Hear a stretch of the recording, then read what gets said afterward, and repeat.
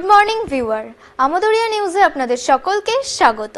আমি আবৃত্তি হাজির হয়েছি আজকের আবহাওয়ার আপডেট নিয়ে।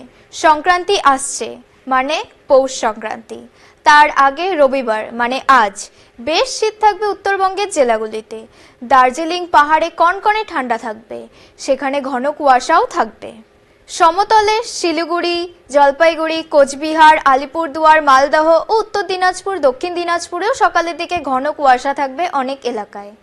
সন্ধে হলে ফের কুয়াশার কবলে চলে যেতে পারে রাস্তাঘাট, ফলে চলাফেরায় বাড়তি সতর্কতা নিতেই হবে।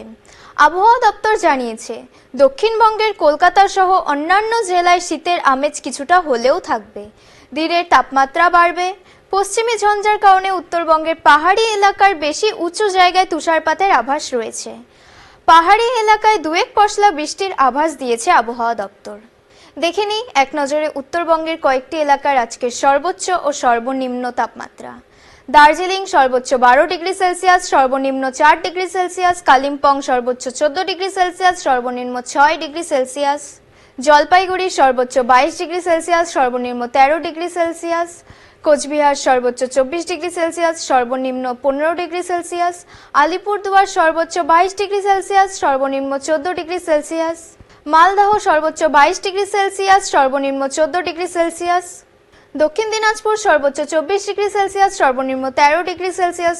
উত্তর দিনাজপুর সর্বোচ্চ 23 ডিগ্রি সেলসিয়াস, সর্বনিম্ন 13 ডিগ্রি সেলসিয়াস। শিলিগুড়ি সর্বোচ্চ 23 ডিগ্রি সেলসিয়াস, সর্বনিম্ন 14 ডিগ্রি সেলসিয়াস। আজকে সারাদিন আপনাদের খুব ভালো কাটুক এই আশা রেখে শেষ করছি। ধন্যবাদ।